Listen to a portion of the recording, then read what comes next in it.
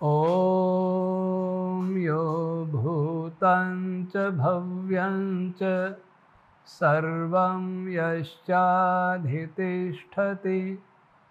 स्वर्यस्य च केवलं तस्मै ज्येष्ठाय ब्रह्मणे नमः। तस्मै ज्येष्ठाय ब्रह्मणे नमः।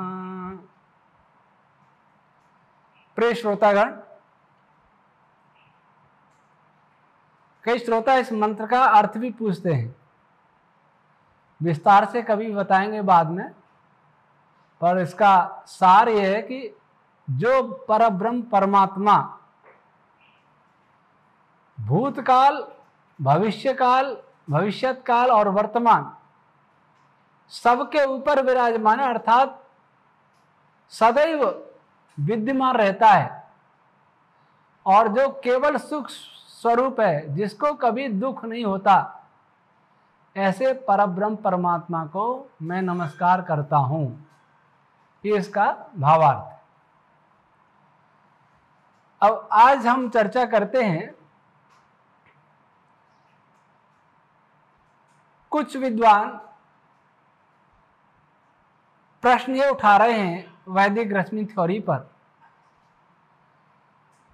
क्या वेद मंत्रों से भी सृष्टि बन सकती है?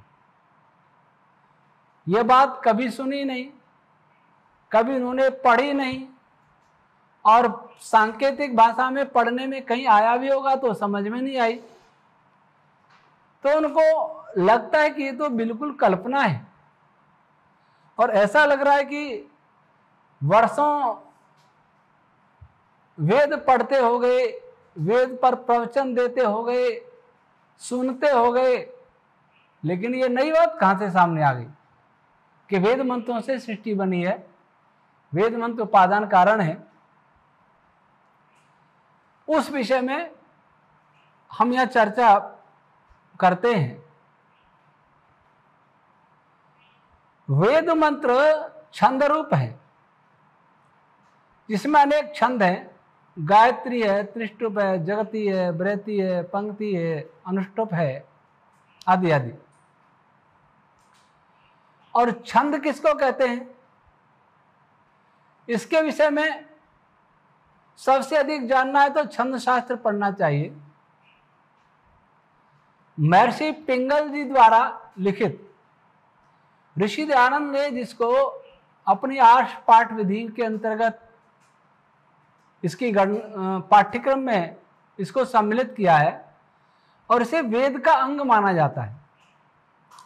लेकिन छंद शास्त्र कोई पढ़ता नहीं, और जिन्होंने पढ़ा वो कैसे पढ़ा मैं नहीं जानता। इस छंद शास्त्र के 3रे अध्याय में महर्षि पिंगल जी ने पृथक विभिन्न छंदों के विभिन्न वर्ण बताए हैं, रंग। जैसे गायत्री का रंग श्वेत बताया, त्रिष्टुप का लाल बताया, पंक्ति का नीला बताया, बृहति का काला बताया, जगती का गोरा बताया, आदि आदि। हम लोग अब तक ये सोचते आ रहे हैं कि मंत्र क्या है, मंत्र बोल के यज्ञ कर लें, वेद पाठ कर लें, विवाह आदि संस्कार करा लें, पौराणिक लोग अपनी मूर्तियों की प्राण प्रतिष्ठा कर लें, जो भी है कर्म कांड में प्रयुक्त करें। और आर्य विद्वानों ने क्या सोचा, थोड़ा आगे चले, क्योंकि ऋषि दयानंद ने वेद का अर्थ करना भी सिखाया था। तो वो क्या करते हैं, व्यवहारिक अर्थ करके सुंदर प्रवचन करते हैं, समाज सुधार के लिए, राष्ट्र सुधार के लिए, राष्ट्र रक्षा के लिए, परिवार के लिए, व्यक्तिगत हित के लिए। ऐसे प्रवचन कुछ किस्से कहानी मिलाकर के बढ़िया प्रवचन तैयार हो जाता है। बस यही वेद है। तो उनको ये लगता है कि ये वेद मंत्र से सृष्टि हो जाना, ये कहां से नया विज्ञान निकाला, कैसा मिथ्या कल्पना गढ़ी गई विज्ञान के नाम पर, ऐसा उनको लगता है। कुछ लोग तो कुछ विद्वानों के प्रवचन सुन के ही अपने को विद्वान समझ बैठते हैं। कुछ लोग सत्यार्थ प्रकाश पढ़ करके ही अपने को विद्वान मान लेते हैं, जबकि सत्यार्थ प्रकाश पूरी तरह समझ में भी नहीं आया, न पूरी तरह पढ़ते हैं। कुछ तो लोग केवल खंडन खंडन के 4 समोल्लास पढ़ लेते हैं और ऋग्वेद आदि भाष्य उनका बहुत कम पढ़ते हैं। ऋषि दयानंद के वेद भाष्य और भी कम पढ़ते हैं। तो उन्हें न तो ऋषि दयानंद का पूरा मत ज्ञान मालूम है, और महर्षि दयानंद कहते थे कि मेरा अपना कोई मत नहीं है, बल्कि महर्षि ब्रह्मा जो सृष्टि के आदि में हुए उनसे लेकर के और महाभारत कालीन महर्षि जैमिनी पर्यंत जो भी ऋषि मुनि मानते आए हैं, उन्हीं मंतव्यों को मानना मेरा धर्म है, मुझे अभीष्ट है। तो महर्षि ब्रह्मा जी से लेकर के जैमिनी पर्यंत जिसको हमारी भारतीय विचारधारा लगभग 1,96 करोड़ 8 लाख वर्ष पुराना मानती है, मेरा इस विषय में शोध नहीं है, इसलिए मैं ये नहीं कह रहा, पर भारतीय विचारधारा मानती है, ऋषि दयानंद ने भी माना है। इतने लंबे कालखंड में क्या हमको कोई और ऋषि नहीं दिखता ऋषि दयानंद के अतिरिक्त? जो व्याकरण पढ़ते हैं वो महर्षि पाणिनि और महाभाष्यकार पतंजलि का नाम ले लेते हैं। जो निरुक्त पढ़ते पढ़ाते महर्षि व्यास को जानते हैं। जो दर्शन पढ़ते पढ़ाते हैं वो दर्शनकारों को जानते हैं। बाकी सारे ऋषि कहां गए? महर्षि ब्रह्मा जी का नाम रखा ऋषि दयानंद ने, क्या कभी हमने मंच पर महर्षि ब्रह्मा जी का नाम भी लिया क्या? नहीं लेते, जानकारी नहीं है। कोई ले भी दे ब्रह्मा जी का नाम, महादेव जी का नाम, विष्णु जी का नाम, तो कहेंगे पौराणिक हो गया। यह अज्ञानता की पराकाष्ठा है, संकीर्णता की पराकाष्ठा है। पौराणिक भी संकीर्ण और यह भी संकीर्ण, दोनों ही वेद से दूर हैं। पौराणिक बहुत दूर है, लेकिन आर्य समाजी भी वेद को वैसा नहीं समझ पाए जिसका संकेत ऋषि दयानंद ने किया था। याद रहे ऋषि दयानंद ने संकेत किया था, पूर्ण वेद भाष्य नहीं किया था, पूरा खुलासा नहीं हो पाया था, चले नहीं गए, उनको भेज दिया गया, मार दिया गया। तो आचार्य पिंगल गायत्री आदि छंदों के रंग बताते हैं, उनके गोत्र बताते हैं। इसका क्या अर्थ हुआ? छंद किसी पदार्थ का नाम है, या गोत्र से अर्थ क्या है, इसको वेद विज्ञान आलोक की पूर्व पीठिका में पढ़ें। अगर छंद कोई पदार्थ नहीं होता, द्रव्य नहीं होता, तो उसमें प्रकाश कहां से आ जाता? लेकिन इतना कौन पढ़े और कौन विचारे? चलो छंद शास्त्र नहीं पढ़ते तो ऋषि दयानंद के ग्रंथों को ही पढ़ लें। ऋषि दयानंद ने वेद भाष्य में अनेकत्र छंद शब्द का अर्थ किया है। उन्होंने यजुर्वेद के 15वें अध्याय के 5वें मंत्र के भाष्य में प्रकाशनम अर्थ किया है, और 15वें अध्याय के 4थे मंत्र में प्रकाश कर्म किया है। 14वें अध्याय के 9वें मंत्र में छंद का अर्थ बलम किया है। 14वें अध्याय के 18वें मंत्र में बलकारी किया है। 15वें अध्याय के 4थे मंत्र में ऊर्जनम किया है। 14वें अध्याय के 18वें मंत्र में प्रयत्नम किया है। इसका क्या अर्थ हुआ? क्या अब भी किसी को संदेह है कि छंद पदार्थ नहीं होता?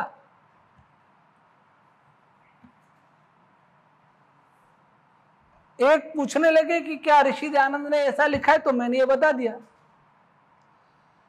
चलो वेद भाष्य नहीं पढ़ने का समय मिला तो ऋग्वेद आदि भाष्य भूमिका ही देख लीजिए। उसमें उन्होंने लिखा है कि वैदिक पद नित्य हैं जो आकाश में एक रस भरे हुए हैं। आकाश क्या है? क्या मैं जिस कक्ष में कमरे में बैठा हूं वही आकाश है? आकाश मेरे कमरे के बाहर भी है, आकाश मेरे घर आश्रम के बाहर भी है, आकाश मेरे गांव के बाहर भी है, आकाश मेरे जिले और प्रांत और देश के बाहर भी है, आकाश इस धरती के बाहर भी है, आकाश सौरमंडल के बाहर भी है, आकाश गैलेक्सी के बाहर भी है, आकाश गैलेक्सियों के बाहर भी है। अर्थात संपूर्ण ब्रह्मांड आकाश में ही समाया है, स्पेस में समाया। तो जब ऋषि दयानंद कहते हैं कि आकाश में वैदिक पद एक रस भरे हुए हैं और वे नित्य ही हैं, तो वैदिक पदों को किसने भर दिया आकाश में? नित्य मत मानो, अनित्य मान लो, तो भर किसने दिया? क्या मैं मंत्र बोलता हूं संध्या में हवन में, उससे हो गया? क्या आप सब लोग होते उससे वेद मंत्र सारे आकाश में पहुंच गए, दूर गैलेक्सियों और दूर लोकों में पहुंच गए? ऐसा तो नहीं हो सकता। तो भरने वाला कौन? ईश्वर। किस रूप में भरा? शब्द रूप में। शब्दों का समूह क्या? छंद। छंद किसको कहते हैं? मंत्रों को। तो ऋषि दयानंद के कहने से क्या अर्थ निकला? संपूर्ण आकाश में वैदिक मंत्र एक रस भरे हुए हैं। लेकिन इतना सोचने की क्षमता हो जब ना, और सोचने की क्षमता हमारे किसी वीडियो को देख करके उत्पन्न भी हो, ऐसा संकेत उनको मिल भी जाए तो उनका अहंकार कैसे स्वीकार करेगा? क्योंकि ऐसा उन्होंने अब तक तो माना नहीं, अब तक तो पढ़ा नहीं, पढ़ाया नहीं। अब ये बात कहने लगेंगे तो लोग पूछेंगे आपने आज तक तो कभी बताया नहीं। तो मुझसे कोई पूछेगा तो मैंने भी नहीं बताया था। आज से 10 साल पहले या 15 साल पहले मेरे मन में भी ये बात नहीं थी। तो कोई मुझसे पूछे पहले तो नहीं बोला आपने, बहुत प्रवचन दिए, ऋषि उद्यान में दिए और कहीं भी दिए, मैं कह दूंगा उस समय मैं नहीं जानता था, जब जाना तो बता रहा हूं। ऐसा आपको कहने में क्या दिक्कत है? आपको कहने में ये दिक्कत है? मैं तो ये कह दूंगा मैंने ये खोजा है, मेरा अनुसंधान है। आप क्या कहेंगे? आप कहेंगे अग्निवत जी के वीडियो से सुना, तब तो अहंकार को चोट लगेगी। ऐसा कह सकते हैं? आप ऋषियों के ग्रंथों को देखेंगे वो समझ में आएंगे नहीं। तो फिर इसलिए आप सीधा आक्षेप करते हैं कि ऐसा नहीं हो सकता, वैसा नहीं हो सकता। अब मैं ऋषि दयानंद से बहुत आगे बढ़कर के जाना चाहूंगा। ऋषि दयानंद कहते थे कि गौतम कपिल कणाद जैसे ऋषियों के समय में होता तो मेरी गणना एक साधारण मनुष्य के रूप में होती। इसका अर्थ क्या हुआ? ब्राह्मण ग्रंथकार, दर्शनकार, निरुक्तकार, ये ऋषि महर्षि दयानंद से बहुत बड़े थे। और ब्रह्मा विष्णु महादेव आदि ये उनसे भी बहुत बड़े थे। तो चलो बड़ों की बात कर लेते हैं। अब ऋषि दयानंद से भी बड़ों की बात कर लेते हैं। निरुक्त 7:12 में लिखा है छंदा से छादनात्। छंद किसी पदार्थ को, पार्टिकल्स को, रेज को, सबको आच्छादित करते हैं, इसलिए छंद कहलाते हैं। विभिन्न लोक लोकांतरों को आच्छादित करते हैं, इसलिए छंद कहलाते हैं। यही बात दैवत ब्राह्मणकार ने कही। छंदा से छंद यंतीतिवा। छंद वे हैं जो सबका आच्छादन करते हैं। मेरा शरीर भी छंदों से आच्छादित है, ये भी धातु छंदों से आच्छादित है, इसका मॉलिक्यूल छंदों से आच्छादित है, इसका एटम छंदों से आच्छादित है, इसका इलेक्ट्रॉन प्रोटॉन न्यूट्रॉन छंदों से आच्छादित है, इनमें क्वार्क छंदों से आच्छादित हैं, इनमें जो स्पेस है वो भी छंदों से आच्छादित है। तब कहेंगे एक रस भरा हुआ। इसलिए इनको कहते हैं छंद, और छंद मंत्र। अब कौशिक ब्राह्मण 17:2 में लिखा प्राणा वही छंदांसी। ये छंद किस रूप में होते हैं? प्राण रश्मियों के रूप में होते हैं।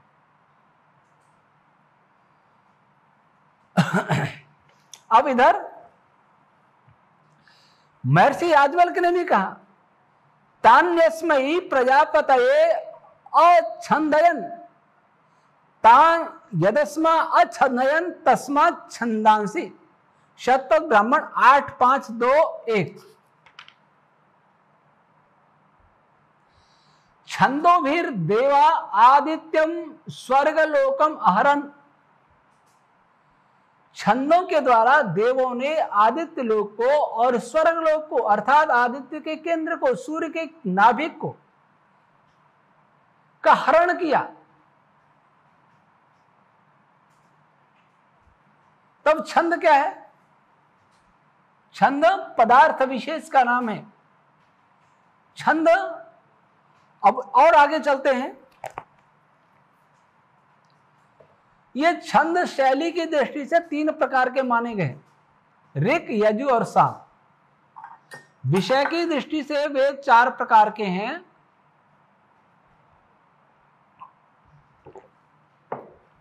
और शैली की दृष्टि से वे 3 प्रकार के हैं, ऋग्वेद, यजुर्वेद, सामवेद। ऋक, यजु, साम। अब ऋग वेद क्या है? ऋग्वेद क्या है? ऋग क्या है? ऋग रश्मियां कौन सी होती हैं? आप कह देंगे ऋग्वेद में है, पद्यात्मक है। लेकिन महर्षि तित्तिर क्या कहते हैं? तैत्तिरीय ब्राह्मण 3:12-9-1 में ऋग्भ्यो जातां सर्वशो मूर्तिमाहु। जितने भी इस ब्रह्मांड में मूर्तिमान पदार्थ हैं, आकार वाले पदार्थ हैं, वे सभी ऋक रूप छंद रश्मियों से उत्पन्न हुए हैं। और ऋग्वा अयम पृथ्वी लोक, महर्षि जैमिनी ने कहा, जैमिनी ब्राह्मण में 380 में। इसका अर्थ क्या हुआ? इसका अर्थ क्या हुआ कि ऋग रश्मियां पदार्थ हैं। ये नहीं कि हमने बोल दिया, मंत्र बोल दिया और ध्वनि समाप्त हो गई। ऋग पदार्थ का नाम है। अब यजु किसको कहते हैं? यजु रश्मियां, यजु छंद रश्मियां। अंतरिक्षम वही यजुषा मायातनम। जो अंतरिक्ष है, स्पेस है, वो यजु मंत्रों का आयतन है, फैलाव है, विस्तार है। अर्थात स्पेस याजुषी छंद रश्मियों, याजुषी वैदिक मंत्रों से बना है। और क्या लिखा महर्षि तित्तर ने? सर्वा गतिर याजुषी हैव शश्वत। जो गति है, जो निरंतर होने वाली गति है, रेडिएशन की गति है, पार्टिकल की गति है, तारों की गति है, ग्रहों की गति है, उपग्रहों की गति है, सभी गतियां किसमें होती है? याजुषी हैं। यजु मंत्रों से, याजुषी छंदों से उत्पन्न स्पेस में हुआ करती हैं। और साम क्या होता है? अर्चि आदित्य से सामानी। शतपथ ब्राह्मण 10:5-1-5। जो साम रश्मियां हैं वो सूर्य की किरणों के अंदर है। सर्वम तेज सामरूप्यम ही शश्वत। जितना भी इस ब्रह्मांड में तेज है, प्रकाश है, उनमें साम रश्मियां विद्यमान हैं। ये हमने आपको ऋषियों के कुछ प्रमाण दिए। वेद भाष्य पढ़ेंगे आप स्वयं ऋषि दयानंद के, तो और भी बहुत सारे प्रमाण मिल जाएंगे। तो जो वेद पर श्रद्धा रखते हैं, जो ऋषियों पर श्रद्धा रखते हैं, उनके लिए तो इतना ही पर्याप्त है। अगर वे ऋषियों पर श्रद्धा नहीं रखते, वेद पर नहीं रखते, तो उनके लिए इन प्रमाणों की कोई उपयोगिता नहीं है। लेकिन ऐसा अपने को विद्वान कहलाने वाला, चाहे आर्य समाजी हो अथवा पौराणिक कथित सनातनी हो, वो तो नहीं कहेगा। तो उसको तो समझ जाना चाहिए कि वेद मंत्रों से ही संपूर्ण सृष्टि का निर्माण हुआ है। सभी वर्तमान में सो कॉल्ड एलिमेंट्री पार्टिकल्स और वेव्स एवं स्पेस, तीन ही पदार्थों को साइंस मानता है। ये सभी वेद मंत्रों से निर्मित हैं। अब प्रश्न यह उठता है कि वेद मंत्र है क्या चीज? इसको हमने पहले अनेक बार बताया है। कुछ लोग हमारी कोई एक वीडियो देख लेंगे और प्रश्न पूछने लग जाएंगे, ये नहीं सोचेंगे कि और भी वीडियो देखें, जो बात यहां स्पष्ट नहीं है वो कहीं और स्पष्ट होगी। पर इतना प्रयास कौन करे? हमने वेद विज्ञान आलोक की कक्षा लगाई थी, उसमें से 60वें वीडियो में बताया कि छंद किसको कहते हैं। जो मंत्र है, वैसे प्रकृति रूपी जो पदार्थ है, जो मूल पदार्थ है, उसमें सबसे पहले वाइब्रेशन हुआ ओम, परा ओम। उसके बाद वाइब्रेट होते हुई, स्पंदित होते ही प्रकृति पदार्थ महत्व में बदल गया, अहंकार मन में बदल गया, और वही स्पंदित होता हुआ मनस्तत्व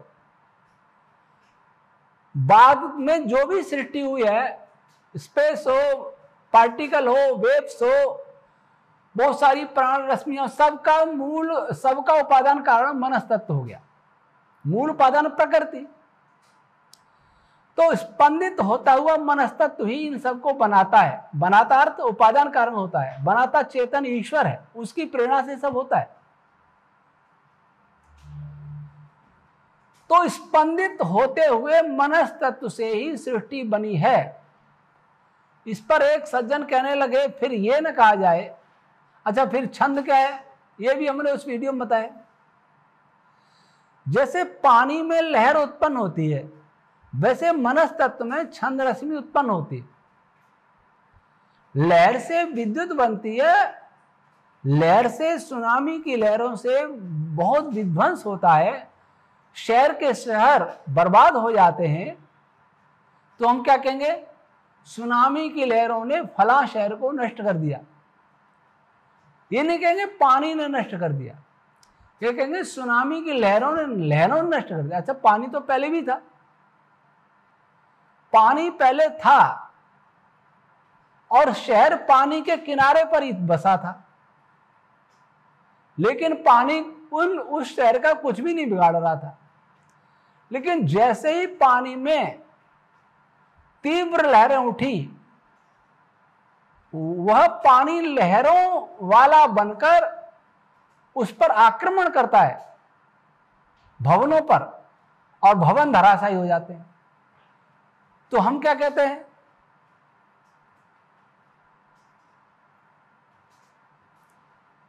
कि लहरों ने भवनों को गिरा दिया। तो क्या गलत कहते हैं?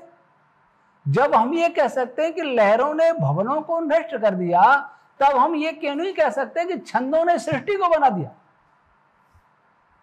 अर्थात वेद मंत्र सृष्टि का उपादान कारण है।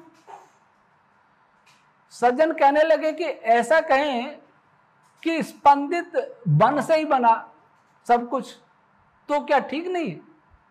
ठीक हुआ भी है, लेकिन उसमें स्पष्टता नहीं होगी। स्पंदित मन का वर्गीकरण कैसे करेंगे? स्पंदन सैकड़ों प्रकार के होते हैं, गायत्री आदि ये हो गए, फिर इनके दैवी आदि फिर विभाग हो गए, फिर निश्चित विराट स्वराट आदि ये हो गए।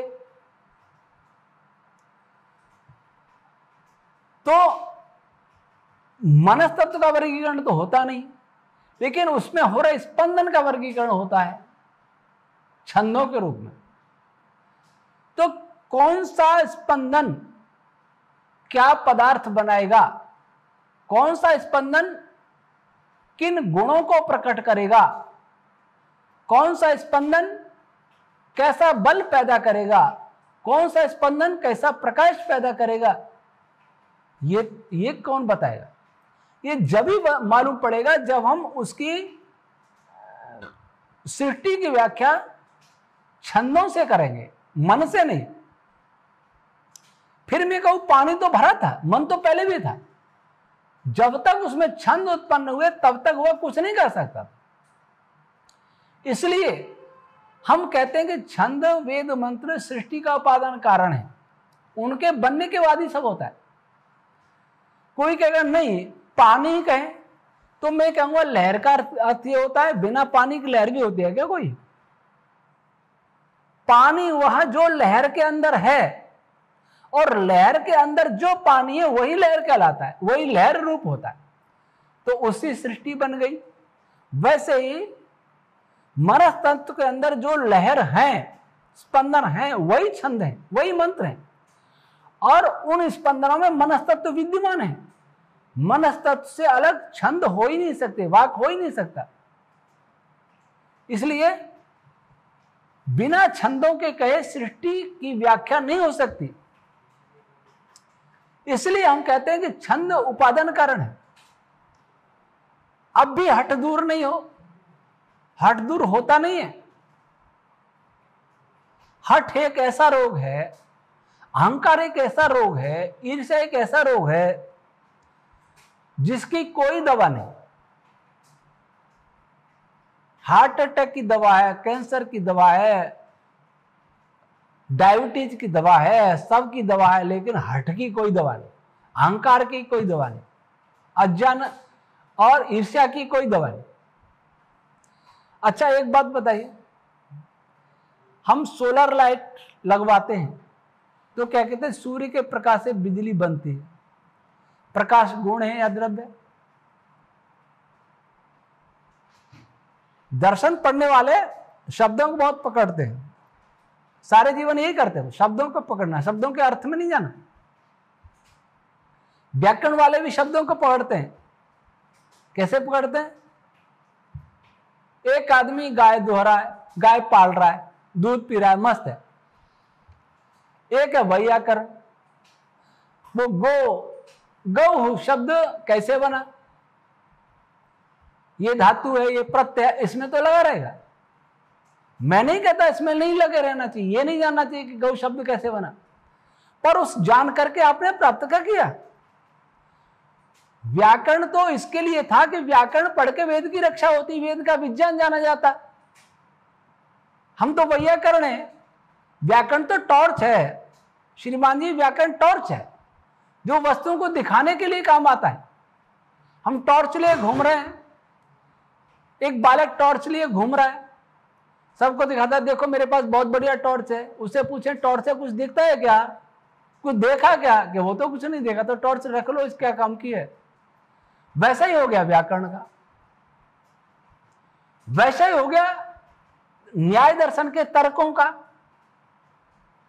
तर्क करने का जो तर्क कुतर्क में बदल जाते हैं, जल्प वितंडा में बदल जाते हैं। तो जो गौ शब्द कैसे बना,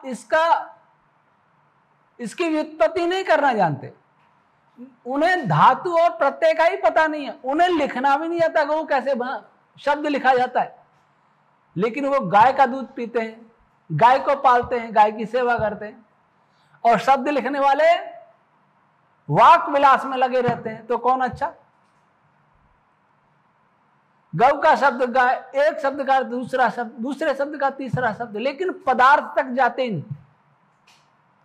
अग्नि शब्द कैसे बना, खूब प्रकृति प्रत्यय लेके व्युत्पत्ति कर लेंगे, निर्वचन कर लेंगे, लेकिन अग्नि पदार्थ क्या है, सृष्टि में कैसे काम कर रहा है, कैसे बनता है, उसके क्या गुण है, इसको जानने का प्रयास ही नहीं किया। तो फिर निरुक्त और व्याकरण पढ़ने से अर्थ क्या निकला, क्या उपयोगिता रही? वेद की रक्षा नहीं हुई। मैंने मेडिकल साइंस पढ़ी पर एक रोगी की चिकित्सा नहीं कर सका, तो मेरी मेडिकल साइंस पढ़ने का अर्थ क्या है? मैंने इंजीनियरिंग किया, एमटेक किया, पीएचडी किया, सब कुछ किया, लेकिन मैं ये कैमरा भी नहीं खोल सकता, तो मेरे पढ़ने का अर्थ क्या है? वैसा ही आज हो रहा है।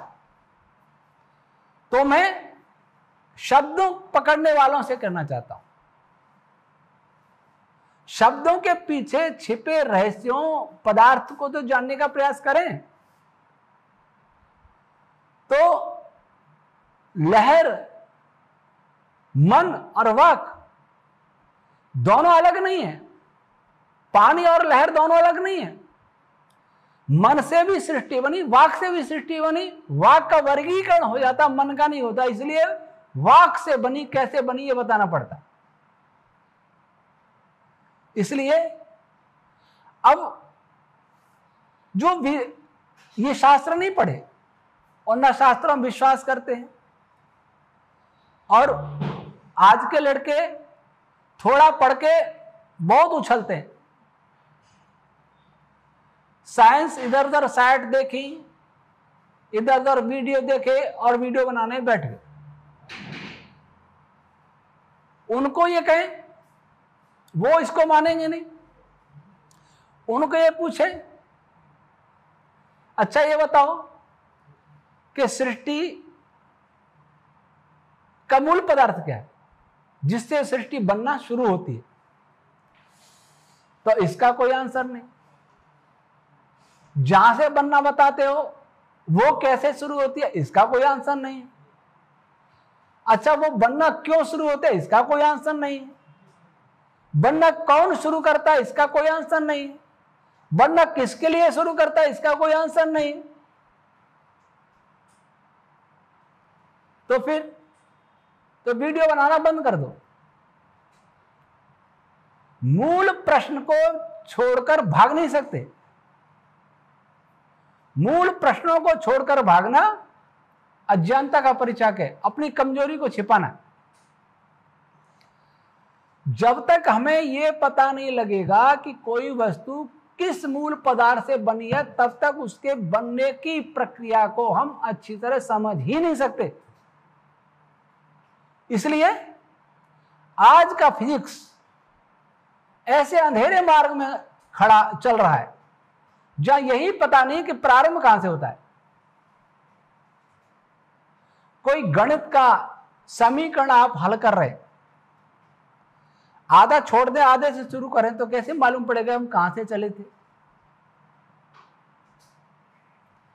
आपकी रसोई में सामान्य रोटी बनाना, कोई किसी पूछे रोटी कैसे बनती है, उसको यही नहीं पता, रोटी आटे से बनना शुरू होती है, तो वो बता ही नहीं सकता कि कैसे बनती है, प्रक्रिया नहीं बता सकता। और प्रक्रिया नहीं बता सकता, जो प्रक्रिया बताता है उस पर प्रश्न करता है, उसकी बाल की खाल निकालता है, खुद जानता नहीं, दूसरे की मानता नहीं। ऐसे लोग क्या जाने कि वेद मंत्र क्या होते हैं? ऐसे लोगों को मैं समझाऊं भी क्या कि वेद मंत्र सृष्टि बनती है? उनकी समझ में आएगा भी क्या? क्योंकि वे मनस्तत्व तो नहीं जानते। वे तो ये भी नहीं जानते कि फोटोन क्या होता है, कैसे बनता है। वे तो ये भी नहीं जानते फोटोन का स्ट्रक्चर क्या है, क्वार्क का स्ट्रक्चर क्या है। जो इनका ही नहीं जानते तो इनके 5-6 स्टेप पहले कैसे जानेंगे? इसलिए उनसे बात करना बेकार। उनसे बात तो किसी और वीडियो में कभी करेंगे, लेकिन वो भी उनसे करेंगे जो प्रामाणिक वैज्ञानिक हो, सबसे नहीं।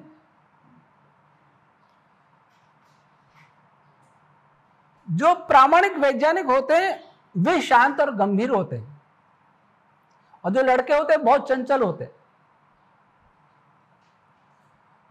थोड़ा पढ़ के कहते हैं हम तो किसी को नहीं मानते, प्रत्यक्ष को मानते हैं, हम तो एक्सपेरिमेंट को मानते हैं। और उनसे पूछे तुमने कोई एक्सपेरिमेंट किया? कहना हमने तो नहीं किया, एडविन हवल ने किया ऑब्जर्वेशन, फला साइंटिस्ट ने किया, फला साइंटिस्ट ने किया, सर्न में हुआ, और किसी लैब में ये हुआ, फर्मी लैब में ये हुआ। अरे वहां हुआ होगा, तुमने क्या किया? और वहां हुए को विश्वास कैसे किया? ये बौद्धिक दास्ता। ऋषियों ने जो प्रयोग करके, ऋषियों ने समाधि में जो प्रत्यक्ष करके लिखा ग्रंथों में, उसका तो विश्वास नहीं। और दूर बैठे किसी देश वाले ने कर दिया, और लिख दिया, उस पर आंखों पर पट्टी बांध के विश्वास करना यह मूर्खता है, बौद्धिक दास्ता है। जो अपने पिता की बात तो नहीं मानता लेकिन पड़ोसी की बात जरूर मानता है, ऐसे भी कुछ लड़के होते हैं। घर में बाप की नहीं मानेंगे लेकिन पड़ोसी की जरूर मानेंगे, उसकी सेवा भी करेंगे, माता पिता की नहीं करेंगे। ये क्या है? ये बौद्धिक दिवालियापन। ये भी शब्द प्रमाण और वे भी शब्द प्रमाण। तब आप कहेंगे ऋषियों ने कैसे किया? अच्छा, आप बता सकते हैं एडवी हवल ने कैसे किया? आपने वो टेलीस्कोप देखा भी है क्या कभी? और उससे क्या निष्कर्ष दूसरों ने निकाला, कैसे निकाला, ये भी पता है? थोड़ा पढ़ा और उसमें ही बहुत ज्यादा अपने को मानने लगे, प्रश्न करने लगे। पर सुन लीजिए, इस सृष्टि में पदार्थ में जो भी स्पंदन हुआ है, फ्लक्चुएशन हुआ है, वाइब्रेशन हुआ है, ध्वनि तरंगों से हुआ है। साइंस मानता है तो माने, नहीं मानता तो फिर मानेगा भविष्य में। और इतना तो वैज्ञानिक भी मानते हैं, कॉस्मिक बैकग्राउंड रेडिएशन में फ्लक्चुएशन ध्वनि तरंगों के कारण होता है।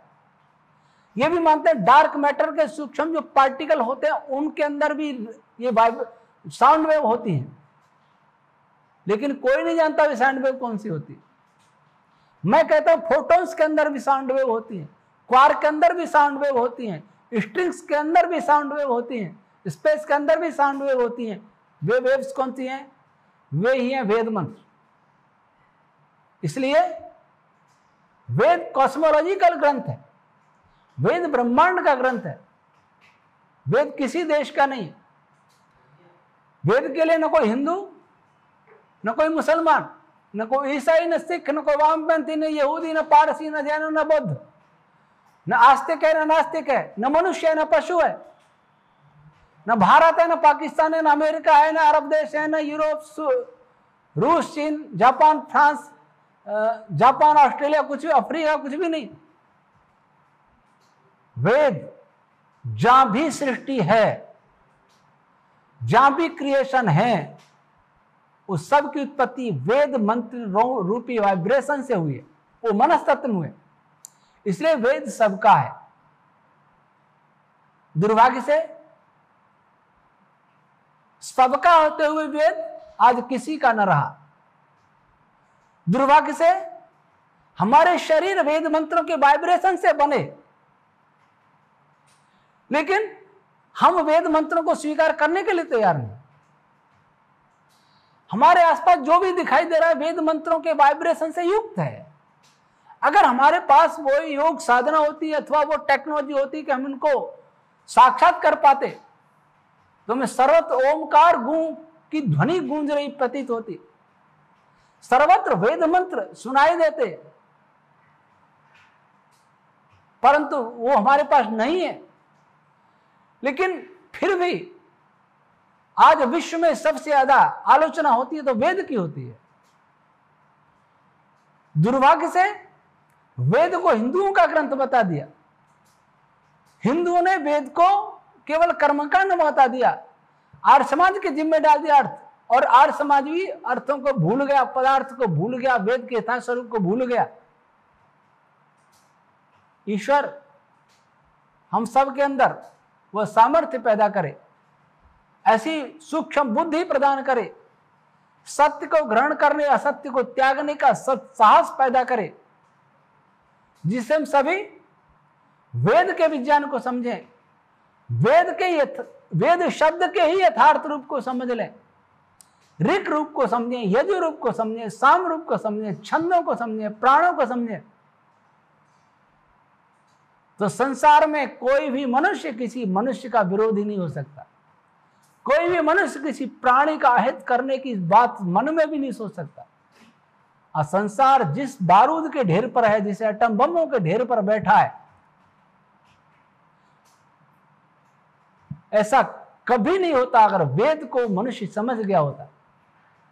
आए सभी पूर्वाग्रह छोड़े, कोई अपना पराया नहीं है। अपने बुद्धि की आंखों के आगे से आवरण हटा के देखिए, सभी ईश्वर की संतान है, हम सभी का वेद है। और इसकी रक्षा करना, इसका यथार्थ विज्ञान सबको देना हम सबका साझा दायित्व, मेरा अकेले का नहीं है। लेकिन मैंने अकेले ने लिया